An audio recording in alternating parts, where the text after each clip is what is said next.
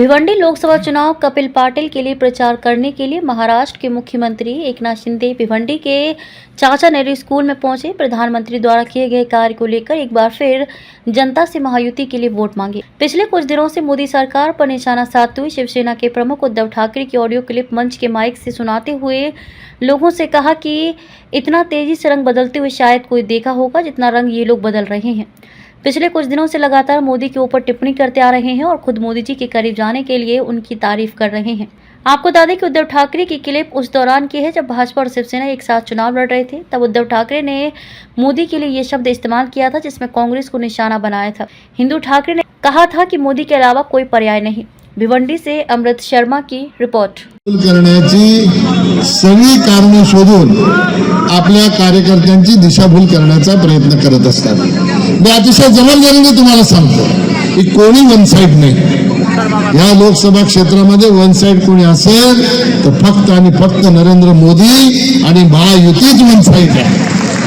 बाकी सगळे वंचित राहतील, बाकी सगळे साइडला राहतील आणि फक्त महायुती चाच विजय होईल असं म्हटलं तर चुकीचं ठरणार नाही। कारण माझा पूर्ण विश्वास महायुतीच्या कार्यकर्त्यांवर आहे। महायुतीचे कार्यकर्ते ज्या पद्धतीने कामाला लागलेले आहेत ते बघता आपल्या महायुतीला हरवण्याची ताकद आज या भिवंडी लोकसभा क्षेत्रामध्ये तरी कोणामध्ये नाही। आपण विकास जो केलेला आहे 35,000 कोटीचा विकास केंद्र सरकार राज्य सरकार यांच्या माध्यमातून केलेला आहे आणि तरी आपल्याला प्रश्न विचारतात की 10 वर्षात काय केलं। मला असं वाटतं मला विचारलं तर काय फरक पडतो, हे तर मोदीजींना पण विचारतात मोदीजींनी 10 वर्षात काय केलं। जर मोदीजींनी 10 वर्षात काय केलं हे विचारतात त्यांचे खरोखर त्यांना चष्मा बदलला पाहिजे की नाही बदलला पाहिजे। आपल्या लोकसभा क्षेत्रातील ज्याला कोणाला विकास बघायचा आहे त्याला हाताला धरून नेऊन एक एक काम आपण दाखवू शकतो। इतका विकास आपण या भिवंडी लोकसभा क्षेत्रात केलेला आहे आणि म्हणून अशा प्रकारे चुकीची माहिती देणाऱ्या लोकांपासून आपण सावध राहिलं पाहिजे। या लोकांना सांगायला काही नाही म्हणून आपली दिशाभूल करण्याचा प्रयत्न करतात महायुतीचे आपले कार्यकर्ते। यांच्या अशा प्रकारच्या दिशाभूल करणाऱ्या वक्तव्याला निश्चितपणाने मतदानाच्या माध्यमातून समाचार करतील अशा प्रकारचा मला विश्वास आहे।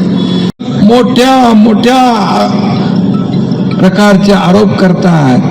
आज मोदीजी असे आहेत, मोदीजी तसे आहेत, पण मला सांगा 2014 पूर्वी काय निवडणूक आठवा, 2G scam, CWG scam, space scam, कोळसा घोटाळा, चारा घोटाळा, अगस्ता वेस्टलँड घोटाळा, नॅशनल हेराल्ड स्कॅम, ही अशी घोटाळ्यांची मालिका ऐकायला होती।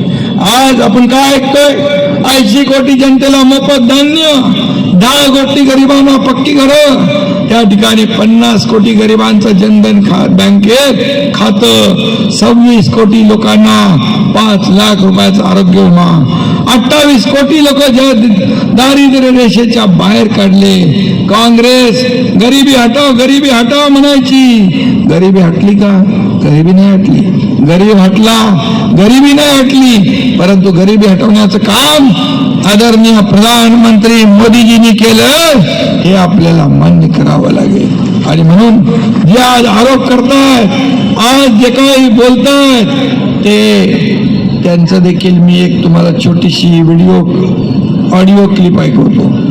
जे आज मोदीजींवर सकाळ संध्याकाळ झोपता उठता आरोप करतात त्यांना मोदीजी आणि इकडे एकनाथ शिंदे झोप लागत नाही। त्यांना अजून पटतच नाही एकनाथ शिंदे मुख्यमंत्री झालेला, पचने पडत नाही। एका शेतकऱ्याचा मुलगा मुख्यमंत्री झालेला हजम होत नाही, परंतु लोकांना ते पटलेलं आहे। लोकांनी मान्य केले, सर्वसामान्यांचं सरकार आम्ही स्थापन केलंय, ही वस्तुस्थिती आहे। आणि म्हणून एक फक्त काय माणूस कसा रंग बदलतो ते एक क्षणभर धरून चला। सगळे म्हणतात ना मोदी म्हणजे कोण आहेत, मोदी म्हणजे काय आहेत ना, मोदी समोर बसलेले आहेत, पण जर का नरेंद्र मोदी एक पर्याय म्हणून बाजूला ठेवा, तुम्ही दुसरा पर्याय देताय? एक तरी लायक चेहरा काँग्रेसकडे आहे जो पंतप्रधान पदाची खुर्ची नवे मान मराठा आणि जबाबदारी सांभाळू शकेल असं देताय?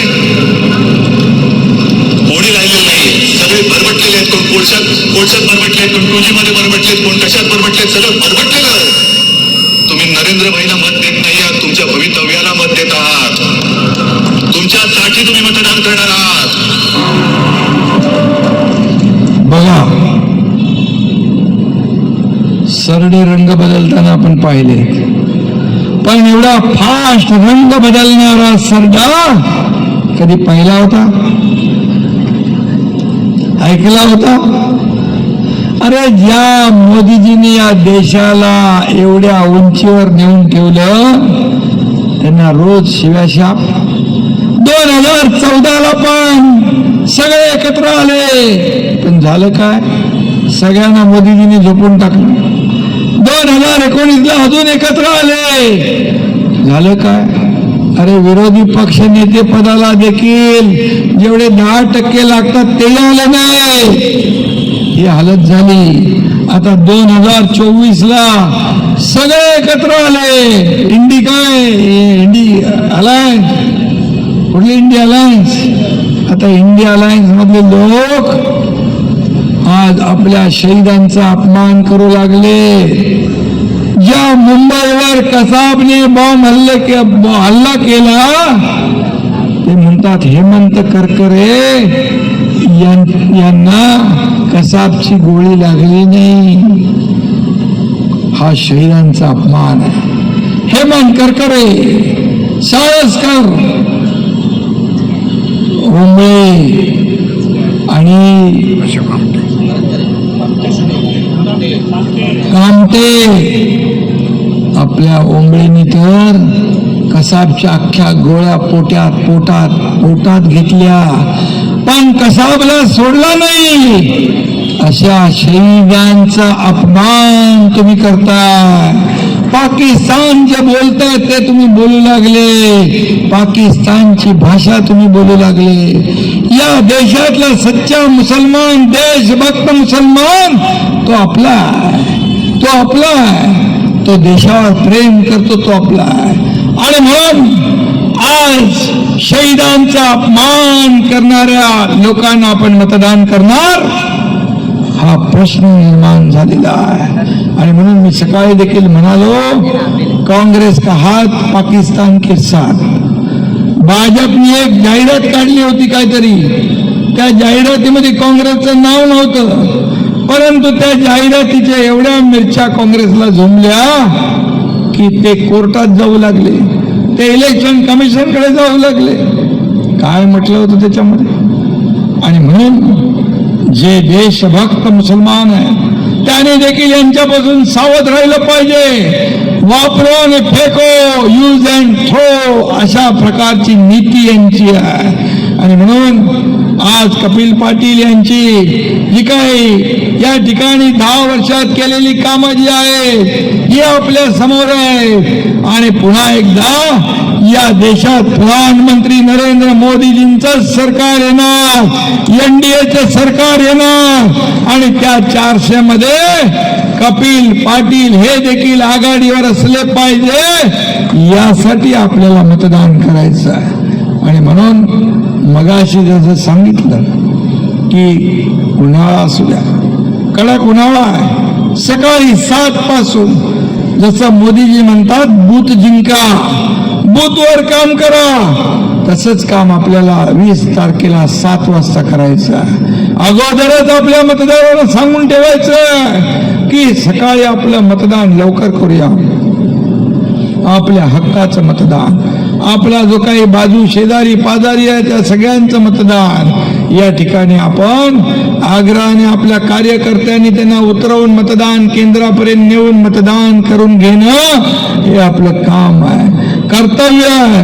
जे कोणी गावी गेले असतील, बाहेर गेले असतील, फिरायला गेले असतील, त्यांना देखील या ठिकाणी बोलवून विनंती करून या ठिकाणी त्यांचंही मतदान केलं पाहिजे. तर खऱ्या अर्थाने जेवढं मताची टक्केवारी वाढेल तेवढंच कपिल पाटील यांचा लीड वाढेल आणि मग तुम्हाला 4 तारखेला गुलाल उधळायचंय ना, विजयाचा गुलाल उधळायचा ना आपल्याला. आणि म्हणून आपण सगळ्यांनी डोळ्यात तेल घालून 20 तारखेपर्यंत काम करा.